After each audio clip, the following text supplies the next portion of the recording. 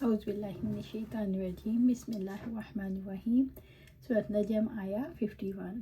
اور سمودا، اور سمود کو بھی، قوم سمود صالح علیہ السلام کی قوم تھی، انہوں نے معجزے کے طور پر آنے والی اونٹنی کو ہلاک کر ڈالا۔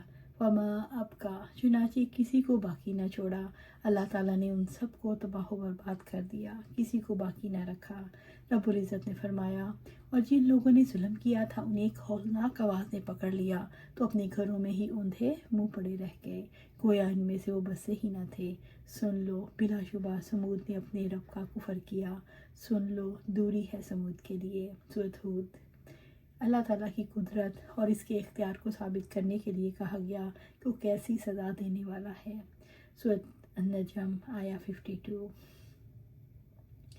وقوم نوح من قبل، اور اس سے پہلے قوم نوح کو اللہ تعالیٰ نے قوم عاد، قوم سمود اور قوم لوط سے پہلے قوم نوح کو ہلاک کر دیا۔ انہم کانوا ہم اظلم و اطغی، بلا شبہ وہ بہت زیادہ ظالم اور بے حد سے بڑھے ہوئے تھے، یعنی وہ بعد میں آنے والوں سے زیادہ سرکشی میں پڑے ہوئے تھے۔ ان کو طوفان نے نہیں چھوڑا اور تباہ کر دیے گئے۔ رب العزت نے فرمایا، اور نوح نے کہا، اے میرے رب، تو زمین پر کافروں میں سے کسی رہنے والے کو نہ چھوڑ۔ سورۃ نوح آیا 26۔ اللہ تعالیٰ نے فرمایا، وہ بڑے ظالم اور سرکش لوگ تھے۔ سورۃ النجم آیا 53۔ المؤتفقہ، اور الٹ جانے والی بستی، کہا کہ وہ لوط کی قوم تھی علیہ السلام۔ اللہ تعالیٰ نے ان پر ایسا عذاب بھیجا دنیا کی کسی قوم پر نہیں بھیجا۔ آہوا، اس نے بستی کو گرا دیا۔ اللہ تعالیٰ نے لوطیوں کے شہر کو تلپٹ کر دیا، نیچے کا حصہ اوپر اور اوپر کا حصہ نیچے کر دیا۔ فغشاها ما غشا۔ سورۃ نجم آیا 54۔ سو اس نے ڈھانپ دیا اسے جس سے ڈھانپا۔ اللہ تعالیٰ نے ان پر آسمان سے کنکر کے پتھر برسائے، اس سے ان کے شہر چھپ گئے۔ رب العزت نے فرمایا سورۃ نمل میں، اور ہم نے ان پر بارش برسائی، زبردست بارش، سو ڈرائے جانے والوں کی بہت ہی بری بارش تھی۔ ان شہروں میں 4 لاکھ انسان آباد تھے۔ آبادی کی ساری زمین آگ، گندھک اور تیل بن کر ان پر بھڑک اٹھی، جس سے سب ہلاک ہو گئے۔ قوم لوط پر کیا چیز چھا گئی؟ قوم لوط پر عذاب چھا گیا، ان پر اللہ تعالیٰ نے پتھر برسائے اور سمندر کا پانی ان پر چڑھا دیا، جس نے ان کو ڈھانپ لیا۔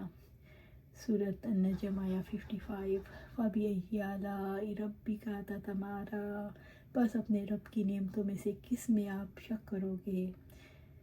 یعنی اے انسان، اللہ تعالیٰ جس نے ساری نعمتیں دی ہیں، جو ظاہر ہے، جس میں کوئی شک نہیں، اس کی کس نعمت پر شک کرو گے؟ رب العزت نے فرمایا، تو اے جن و انس، تم اپنے رب کی کن کن نعمتوں کو جھٹلاؤ گے؟ سورۃ الرحمن۔ رب کی نعمتوں میں جھگڑنے سے مراد ان میں شک کرنا، ان کو جھٹلانا ہے۔ اللہ تعالیٰ نے یہ بات اس لیے کہی کہ اللہ تعالیٰ کی نعمتیں، اس کی نشانیاں اتنی عام ہیں، ان کا انکار کرنا ممکن نہیں۔ سورۃ نجم آیا 56۔ یہ بھی پہلے ڈرانے والوں میں سے ایک ڈرانے والا ہے، یعنی محمد صلی اللہ علیہ وسلم کوئی انوکھے رسول نہیں، پہلے انبیاء کی طرح آپ بھی نذیر ہیں، یعنی برے انجام سے ڈرانے والے۔ رب العزت نے فرمایا سورۃ الاحقاف میں، کہہ دو میں رسولوں میں سے کوئی انوکھا نہیں ہوں اور نہیں جانتا میرے ساتھ کیا کیا جائے گا، اور تمہارے ساتھ کیا میں صرف اس کی پیروی کرتا ہوں جو میری طرف وحی کی جاتی ہے، اور میں تو محض ایک صاف صاف خبر کر دینے والا ہوں۔ یعنی سب رسولوں کی دعوت ایک ہے، تب آپ کی رسالت کا کس وجہ سے انکار کیا جا سکتا ہے؟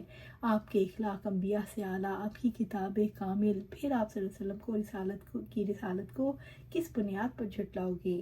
یہ بتاؤ، جن لوگوں نے پہلے انبیاء کو ہلاک کیا، اللہ تعالیٰ نے انہیں ہلاک نہیں کر دیا؟ اب یہ بتاؤ، محمد صلی اللہ علیہ وآلہ وسلم کو جھٹلانے والوں پر عذاب نازل ہونے سے کون روکنے والا ہے؟ جہاں پہ رضی اللہ تعالیٰ سے روایت ہے کہ آپ صلی اللہ علیہ وآلہ وسلم نے فرمایا، میری اور تمہاری مثال اس آدمی کی طرح ہے جس نے آگ جلائی تو پتنگے اور پروانے اس میں گرنے لگے اور ان کو اس آگ سے دور ہٹاتا رہا۔ میں بھی تمہیں تمہاری کمروں سے پکڑ کر تمہیں جہنم کی آگ سے بچا رہا ہوں، لیکن تم میرے ہاتھوں سے چھوٹے جاتے ہو اور نارے جہنم میں گرتے جاتے ہو۔ آپ صلی اللہ علیہ وسلم نے فرمایا میری اور جو کچھ کلام اللہ تعالیٰ نے میرے ساتھ بھیجا ہے اس کی مثال ایک ایسے شخص کی ہے جو اپنی قوم کے پاس آئے اور کہا میں نے تمہارے دشمن کا لشکر اپنی آنکھوں سے دیکھا ہے اور میں واضح ڈرانے والا ہوں، بس بھاگو اپنی جان بچاؤ۔ اس پر ایک جماعت نے اس کی بات مان لی اور رات ہی رات اطمینان سے کسی محفوظ جگہ پر نکل گئے اور نجات پائی، لیکن دوسری جماعت نے اسے جھٹلایا اور دشمن کے لشکر نے صبح کے وقت اچانک انہیں آ لیا اور تباہ کر دیا۔ اللہ تعالیٰ نے واضح کیا کہ نبی صلی اللہ علیہ وسلم سے بھی پہلے ڈرانے والے نبیوں میں سے ہیں، یعنی جیسے پہلی قوموں کو ڈرایا گیا ایسے ہی تمہیں بھی ڈرایا جا رہا ہے۔ اللہ سبحانہ تعالیٰ سے دعا ہے ہمیں قرآن و سنت پر عمل کرنے کی توفیق دے، اس پر جمع دے اور جنت الفردوس کے اعلیٰ مقام پر اپنے پاس گھر عطا فرمائے، آمین یا رب العالمین۔